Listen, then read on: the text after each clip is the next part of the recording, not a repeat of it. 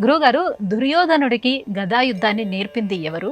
ఈ గదాయుద్ధంలో దుర్యోధనుడు గొప్పవాడా, భీముడు గొప్పవాడా?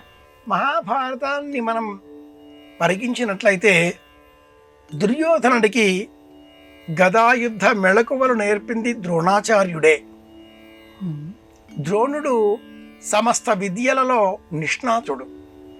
ద్రోణుడు అనగానే పలువురికి జ్ఞాపకం వచ్చే అంశం ధనుర్విద్య మాత్రమే. కానీ ద్రోణుడు అన్ని విద్యలలో కూడా అపారమైన పాండిత్యం గడించిన మహావేత్త. ఉదాహరణగా చెప్పాలి అంటే భీమసేనుడు ఆ పేరు వినగానే గదాయుద్ధమే జ్ఞాపకం వస్తుంది. కానీ భీముడు అస్త్ర విద్యలో, బాణాలు వేసే విద్యలో కూడా మేటి. తన అస్త్ర విద్య చేత, ధనుడు విద్యా పాఠవం చేత ఒకానొక క్షణంలో కర్ణుడిని కూడా ఓడించేంత లాఘవం కలవాడు భీముడు అని మనకు మహాభారతం వివరిస్తుంది. ఈ క్రమంలో భీముడు, దుర్యోధనుడు ఇరువురికి కూడా గదాయుద్ధం మెళకువలు నేర్పిన వారు ద్రోణాచార్యులే.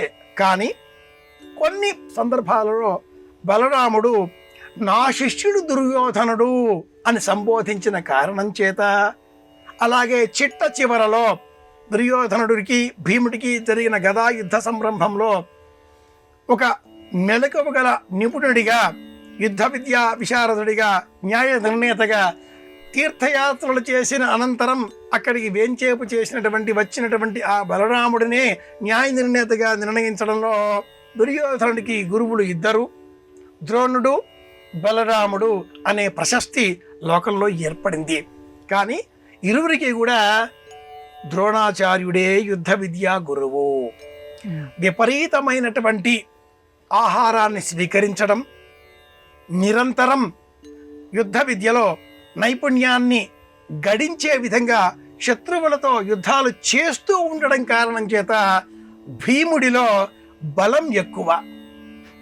సాధన చేసిన కారణం చేత దుర్యోధనుడిలో లాఘవం ఎక్కువ. ఈ తేడా వలన ఇద్దరికీ ద్రోణాచార్యుడు ఒక్కరే గురువు అయినప్పటికీ బలం విషయంలో భీముడు మేటి అనే అంశాన్ని మనం మహాభారతం స్మరించడం ద్వారా తెలుసుకోవాల్సి ఉంటుంది. ఇరువురికి గురువు ఒక్కరే, ద్రోణాచార్యులు అంత మాత్రమే గ్రహించాలి.